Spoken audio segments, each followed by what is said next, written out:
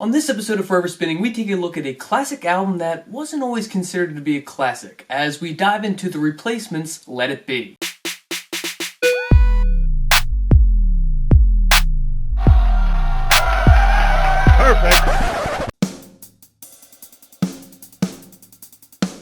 Following the release of their second studio album, Hootenanny, The Replacements were ready to move on from their hardcore punk sound. The band was tired of making music that they felt was fake, as all they did to write a song was write a riff, add some lyrics, and call it a day. It wasn't until their third studio album, Let It Be, that they would actually begin creating musical arrangements. But to better understand this album, you need to understand the people who wrote it. Hailing from Minneapolis, Minnesota, The Replacements were just a group of kids writing raw punk records. They were rejects, the type of people that really didn't care about what others thought of them and certainly didn't care about what they thought of themselves. They were fairly crude and pointless during their hardcore era, just like normal childish punks. So it is pretty remarkable that a group of people who seemingly cared about nothing would be able to craft a record so poignant that it is considered to be a major force behind the popularity of alternative rock. The lead writer on this album was guitarist and vocalist Paul Westerberg, who during the early 80s was hiding behind songs all about blind drunk idiots and the shadows of everyday people, usually in a sarcastic, gruff manner. However, on Let It Be, we see a stark change in his writing. We finally see the man behind these rather bland and banal hardcore songs blossom into this hopeless romantic. In so many words, Let It Be is an album about growing up. So much so that the band actually tried to hire a producer for this album the first time that they'd ever done so. Originally, they were on track to have Peter Buck, the lead guitarist of R.E.M., produce the album. However, upon meeting with Buck, they realized that they did not have enough material in order to be recorded, so they had to scrap the collaboration. The band settled on doing all the production in-house with a little bit of help from Steve Feelsbad, a local recording engineer and producer. With a fresh batch of new tracks and a new sound, The Replacements hit Blackberry Way Studios in Minneapolis to begin recording in August of 1983. During the recording sessions, the band would hash out what many consider to be the greatest coming-of-age album of all time. The name of the album was originally chosen as a joke that the band wanted to play on their manager, Peter Jesperson, who was a huge Beatle fanatic. Westerberg would also go on to say they chose the album name to show that nothing is sacred and that the Beatles were, quote, just a fine rock and roll band. Let It Be would eventually be released on October 2nd, 1984 on Twin Tone Records to critical acclaim but very poor record sales.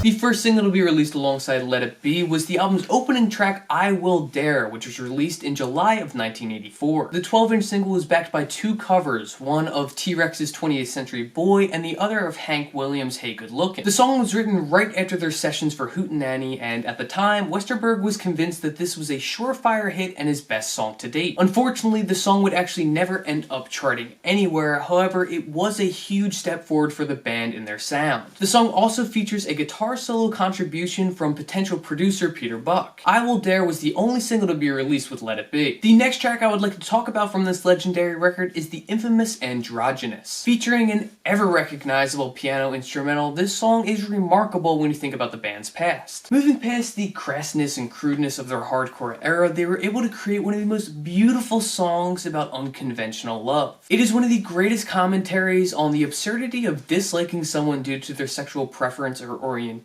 with timeless lines like, here comes Dick, he's wearing a skirt. Here comes Jane, you know she's sporting a chain. Same hair, revolution. Same build, evolution. Tomorrow, who's gonna fuss? Androgynous is one of the crowning achievements of The Replacements' discography, being covered by artists such as Joan Jett and Laura Jane Grace of Against Me. This is an all-time classic for its catchy instrumental, as well as its forward-thinking romantic lyrics. The final song that I'll talk about from Let It Be is the cathartic Unsatisfied. Every generation has their anthem to rally behind. For the generation before The Replacements, it was the Rolling Stones' I Can't Get No Satisfaction. In the same light, Unsatisfied was for the generation being raised in 1984, a time where the US was under the strict conservative presidency of Ronald Reagan. Westerberg explained that while yes, this song is very similar to I Can't Get No Satisfaction, it was also written about the state of the band. At the time, Westerberg was disappointed in The Replacements' success, saying that he felt like the band was a complete failure and that none of the songs were representative of him. Unsatisfied is a raw look into the psyche of a boy becoming a man, realizing that all of his life's work had seemingly been for nothing. So much so that at the end of the song, Westerberg would even trail off and not even complete his lyrics. All of these ideas being put into Unsatisfied would help cement this album as a coming-of-age classic.